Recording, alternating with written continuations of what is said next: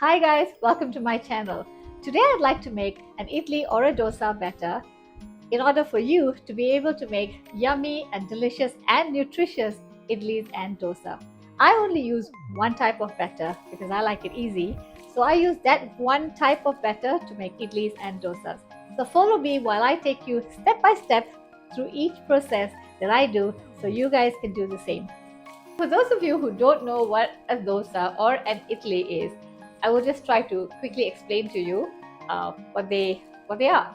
Well, a dosa is basically like a pancake, and when you pour the pancake out on the pan, thin. When you pour a thin batter out on the pan, it becomes a crispy pancake, and when you pour it out thick, it becomes a spongy pancake. Why? Because the batter is fermented and the batter contains air bubbles. So that's why you get either a spongy pancake or you get a crispy pancake, whichever one you like. And as for the idli, it's like a steamed dumpling. And the shape of this dumpling is basically circular and dome shaped, like, like a spaceship. The fictional spaceships that we see in movies and so on, something like that. It is circular and dome shaped on either side, and it's spongy as well. And this is basically steamed. So this type of breakfast is very healthy because the ingredients that we use to make the dosa batter and idli batter has some healthy properties in it. I will tell you why. Ingredients used in making this dosa is basically two. Um, the main two ingredients would be these two things. One would be rice. You can use any rice, but if you use this particular one, which is called idli rice, you can get it in Asian stores, especially Indian stores. It looks like that. Can you see that? It's a little smaller. Idli rice is a little smaller, and if I'm not mistaken, they are parboiled as well. So they look like this. Let me just show you very quickly. Can you see that? That's what it looks like. So they're a little smaller, and I think they're parboiled. That is why it's so spongy when you make idlis out of them. And then the second ingredient is basically called either urad dal or black gram dal, and in Tamil it's called ulutham paruppu. So this urad dal or black gram dal, you can get it with the skin, which is the black skin around the lentil. It's like this, or you could get it like this, skin. And these two are whole urad dal. Gosh, it's heavy. This one is whole, not skinned. Sorry, this one is whole and it's skinned, so it's white. And this one is whole, meaning the lentil is whole and it's black. You can get both these varieties in split form as well. So this is the split form of urad dal. So the split form, usually I use it for cooking, for cooking purposes. But I always feel that the whole urad dal is a lot better, and the one that I use is the white one.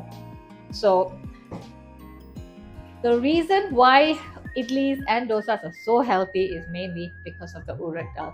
Urad dal has got so many good benefits and good nutritional value that I will just get into that very briefly. You can always Google, but I'm just going to touch on that so you know how healthy eating dosas and batters are. So why is urad dal so good for you? Well, it has many nutritional benefits, and let me start by the fact that it is rich in protein.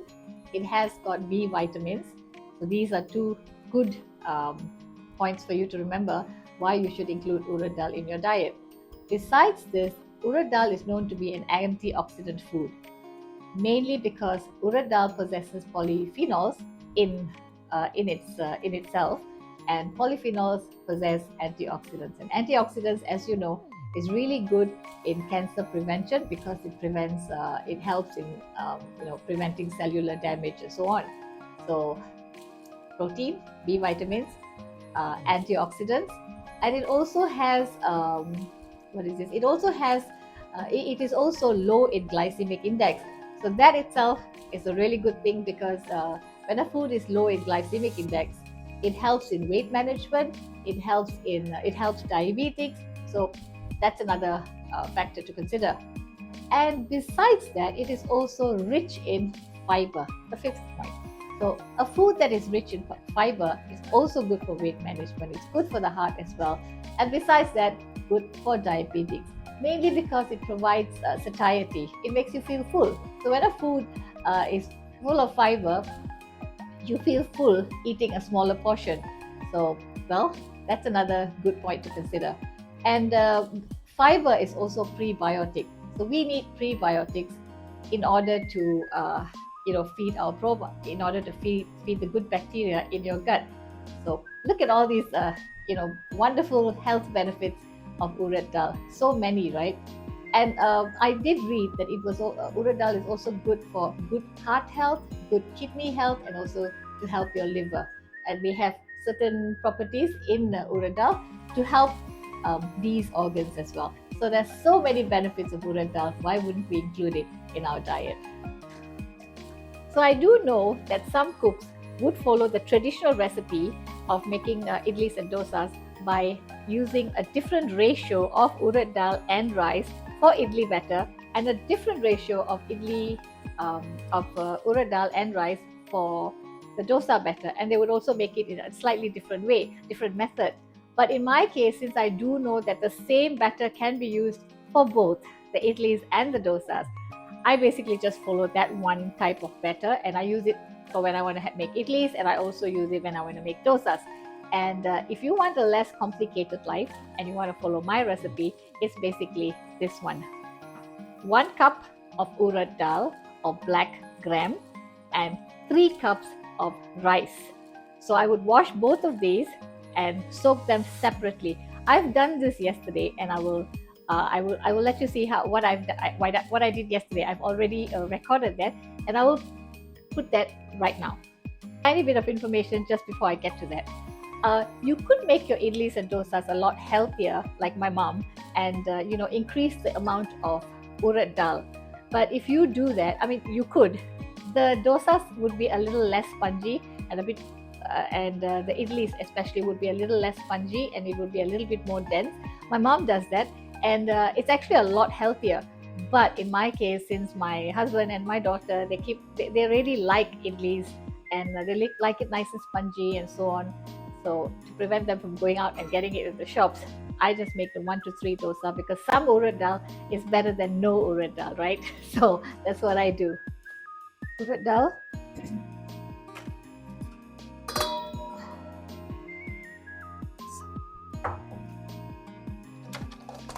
This is the same thing. Okay, so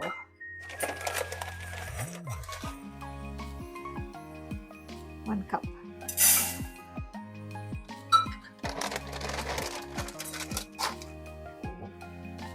Idli rice.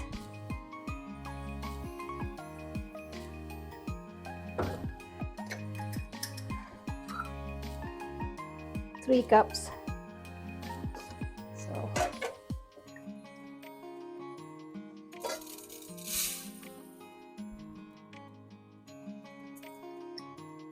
1,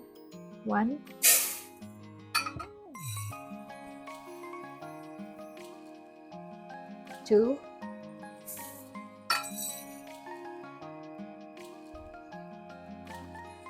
3 cups. 3 cups. I'm going to wash these two now. So I've washed both. This has been washed and this has been washed. I washed it using water from the tap, but now I'm going to soak it with water from, boiled water or clean water, anything that you have that's maybe filtered or something. So it's better that way, because I'm going to use this water to grind. The same water that I'm soaking the lentils in, I'm going to use that water to grind tomorrow. So I'm going to grind.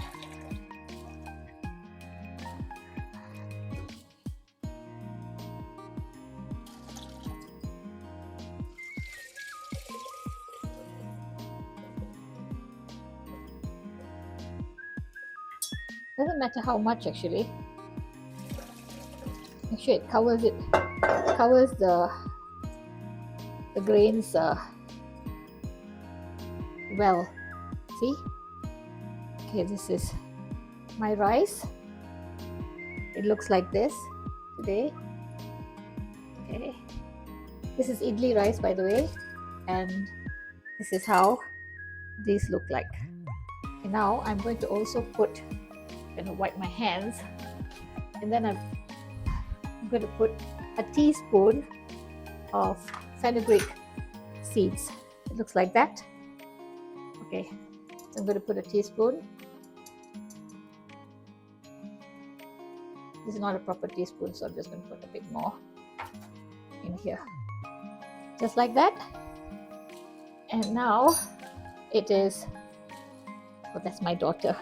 It is now 10:37, so p.m.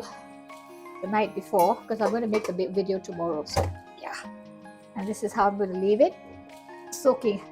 So 10:37 p.m. and I'll be grinding it tomorrow morning. So this basically has to soak for about 10 hours. So in my case, oh look, I've made a mess. But anyway, in my case, I am going to soak it overnight. So about 8 to 10 hours is enough. But since I'm going to put it overnight, it'll be soaking all night through.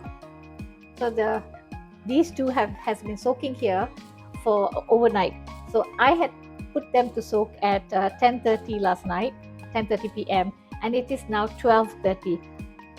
You only need about 10 to 12 hours or 8 to 10 hours of soaking. You don't need such a long time. I have taken a little too long.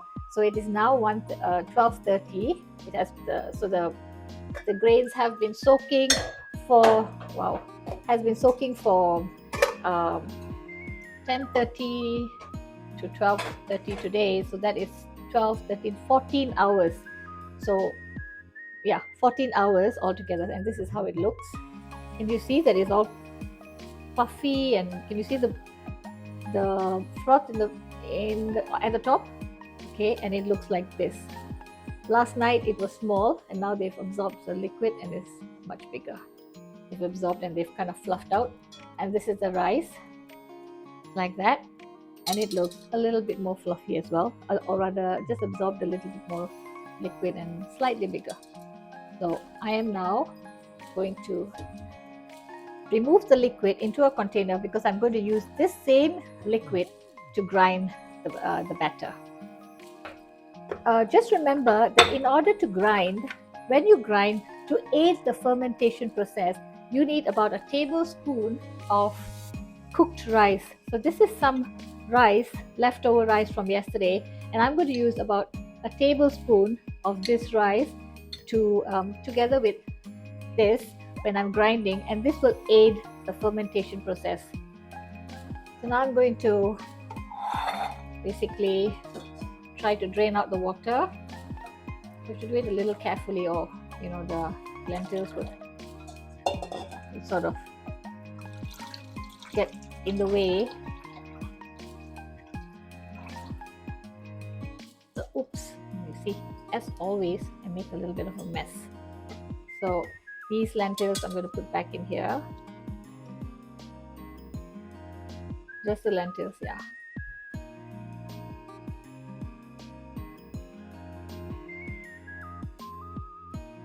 Okay, so this is just the liquid in here with no lentils.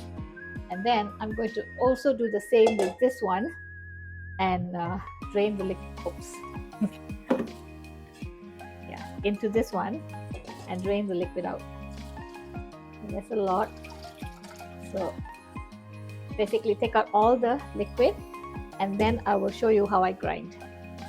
So this is my blender, which is an Indian blender. You could use any other blender as well. I used to use my mom's Kenwood for the longest time, and I still do. I have another blender which is a Kenwood blender. I do use that as well, but since I got this Indian blender, I realized I do know that it is a lot more powerful, and it tends to grind the batter to a finer batter. So I do prefer using the Indian blender, but if you don't have one, you could always use another blender, but it has to be it has to have a a higher wattage, I think. I think that's how you gauge whether it's powerful. So yeah, so basically that. So now what I'm going to do is I'm going to, this is the blender jar, and I'm going to put the soaked urad dal into the blender jar, and I'm going to grind it to a fine batter. So that's the urad dal already in there, and I'm going to pour just a little bit of water, not too much, because you want it to be a fine blend, a fine batter. So just a little bit, and then you can assess as you go along. So I'm going to put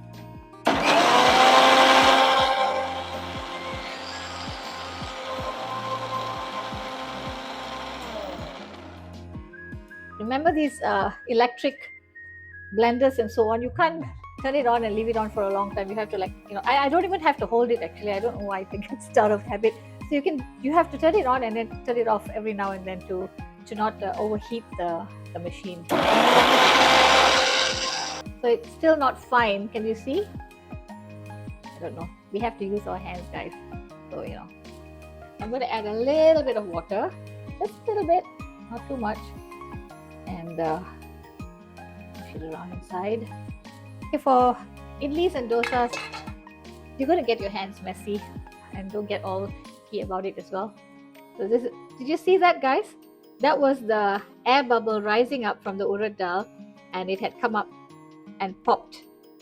So that was one of the ways that my mom would say, can you see there's another one forming over here? So my mom would say that is an indicator of the urad dal batter, basically, it's done. So there's another one. I'm not going to wait for that because sometimes it'll take a little bit of time. But the first one, I hope you saw that. So now I'm going to show you that, you see, it's nice and fine. It's not like it was earlier. So yeah, did you see? Can you see that the bubble, the air is rising over there? It will pop eventually, but the first one, that's the one that usually has the biggest pop. I don't know whether it's old wives' tales, but my mom says it and I follow it. Yeah, did you see that? Just popped. So I'm going to take this off, and so we have this to grind. So this batter, I'm going to put it into a container that is large enough to hold both the batters. Okay, now I'm running short of space. So this one, pour it in there. If it doesn't come out, you got to use your hands. Make sure your hands are clean. So now I'm going to leave this batter in here while I grind the rice batter, the batter for the rice, and it might get a bit messy as well. So that's the way it's done. You can wash off some of these with some of this liquid over here. This one. I'm showing you every step that's done, so you guys will know. So basically, those days they used to use you know what a mortar and pestle looks like? Well, there was another stone thing that I've seen my mom or a helper or somebody using it when I was very young, before we had blenders and so on. She used to use that. I used to remember someone using it in my house. It was like a big, huge stone, like a flower pot with a hole in the middle, and a huge, like a mortar and a pestle. The one that you used to pound, that one was a huge one that you used to put in the middle, and you used to move it around like that, and you used to use your hands to push the batter. So that was how it was done many, those in days gone by. So that's a lot less mess now. So a little bit of mess is not as bad as how they had it back then. So now for the rice, I'm gonna put all of it inside. You can see the little brown spots. Those are the fenugreek seeds. The teaspoon, or was it a tablespoon? I think it was a tablespoon of fenugreek seeds that I had put inside. And if you feel that that your blender is getting too full, and if you have a smaller blender jar, then don't put all the rice inside. Just put half and do it in batches. So in my case, this blender jar is big enough to handle this whole 3 cups of soaked rice. So I'm going to put all of it inside. and basically try to get all of it out. This is just rice, not as the nutritional content is not as great as the urad dal, so even if I wasted a little bit, I'm not going to be too concerned, but I would if it was a urad dal. Now, and then I'm going to use my messy hands because it's going to be washed anyway. I'm going to use a tablespoon, a heaped tablespoon, get a nice one, of rice. That much of rice, cooked rice. Okay, I'm just going to put a little bit more, yeah. And that will aid in the fermentation process. So I'm going to add some water, not too much because then you won't be able to blend it well. Be very careful with when you put the rice in, because sometimes you add too much and then you can't take it out. But if you add a little bit, it's fine. You can just add more. So, okay, that's enough of me talking. I will blend the rice. You don't have to blend it too fine. The urad dal, it had to be really fine, whereas this one doesn't have to be too fine. So I'll show you. So now I put this much of water. I don't know whether you can see. Just a little bit. You see this bit here? Just a bit. It just basically covers the top of the rice. I'm not going to put too much because sometimes when I put too much of rice, I've done that before. It sort of prevents. It doesn't give you a it doesn't blend very well that way. So, okay, put this here and close this and turn it on.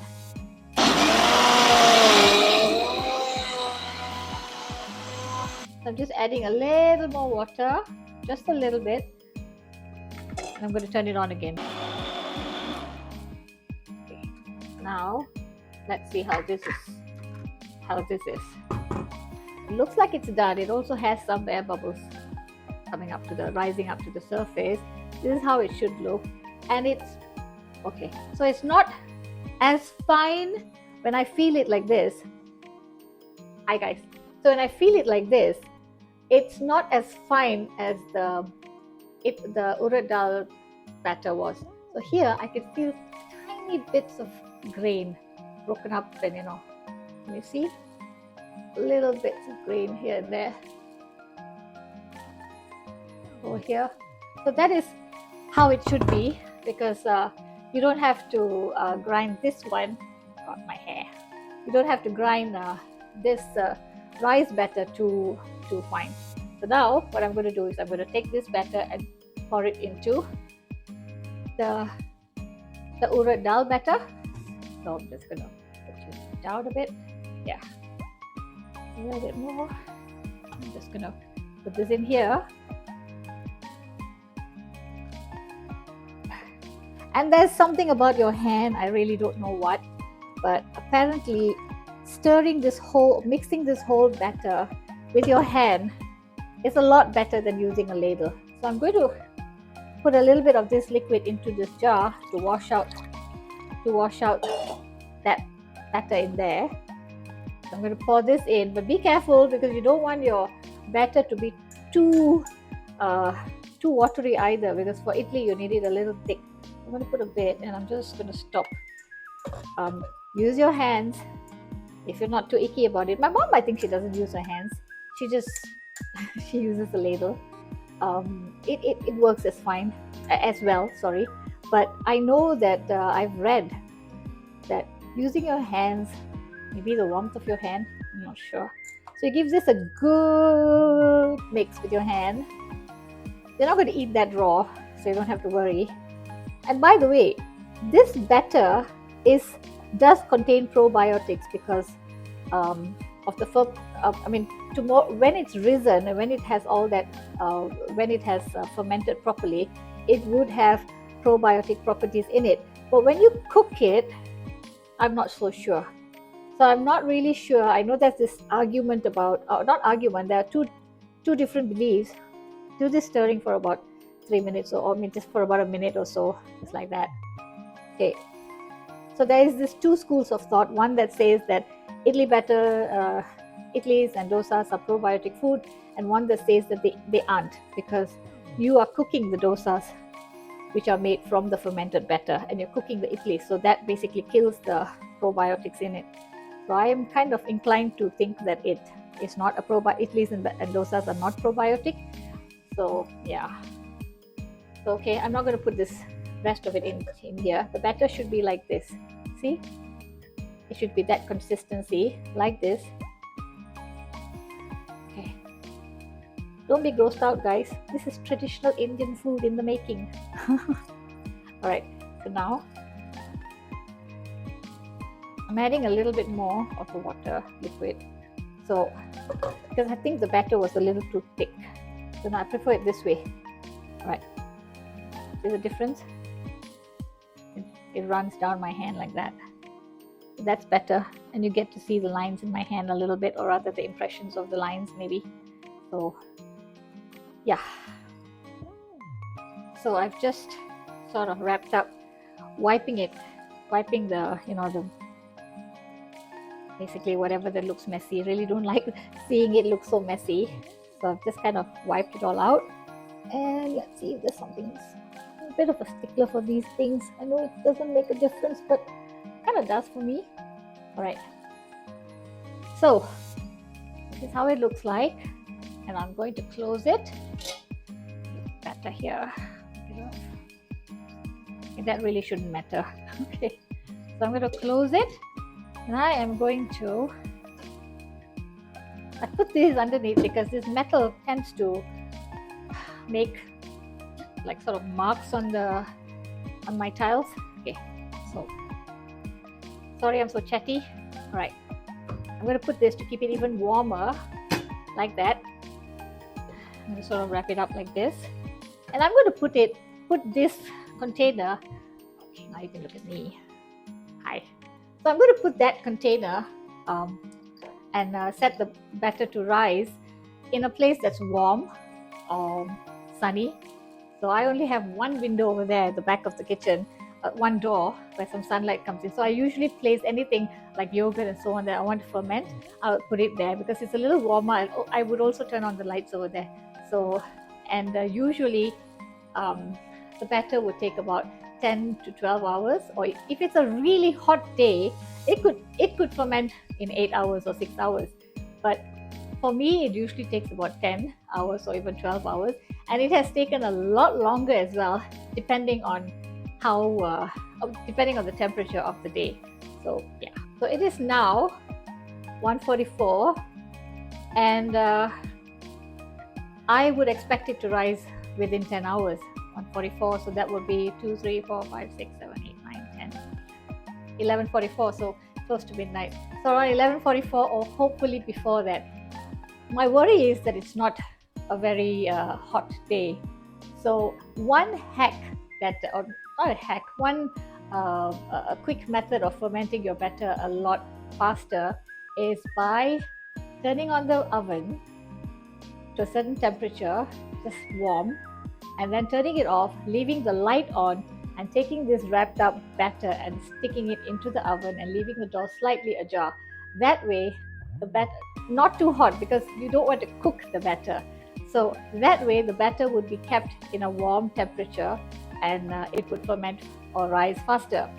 So you could do that, but let me see how this goes today. So right now it's 1:44, and let's see how the fermentation process progresses while it's outside. If it takes too long, I might just stick in the oven, but otherwise, let's see how this goes. So all it takes is a little bit of patience, guys. I'm going to go over to my batter right now, and let's see. It is now 8:10, so let's just put it as 8 o'clock. Wow, just look at that. It is nicely risen. Can you see all the little holes at the top? And another way to see would be, just look at that, guys. This is wonderful dosa or idli batter. Can you see all the bubbles? Can you see that it has fermented and all that bubbles over there? So this is completely done, and it has only taken us 1:45, 2, 3, 4, 5, 6, 7, 8, about 6.5 or a little bit less than 6.5, a little bit less than 7 hours, and it's done. Perfect. Thank you so much, everyone, for joining me today. I hope I wasn't long-winded, and I hope this wasn't too long a video for you. It's just that it had taken me quite a long time to actually figure out the whole process of making dosas and idlis. And, it took me a while to realize that it's actually not such a big deal making dosas and idlis. So I wanted to take you through every step um, that I do in order for you to be able to make a good, nutritious dosa batter and an idli batter. It's so good for you. So it's just basically soaking, grinding, and then being patient while you wait for the batter to ferment. Yeah. So while doing these things, I was chatting as well because I am quite a chatty person. Okay. So I hope you do join me for my future videos, especially the next one, I think, where I will be making. I'm not going to make a dosa or idlis today because this video is long enough. So I will be doing it in the future videos. Dosas or idlis. Do join me on my future videos. If you like my videos, subscribe, give it a like, and share my videos as well. And thank you so much for being there for me to do this chatty dosa batter fermentation process with you guys.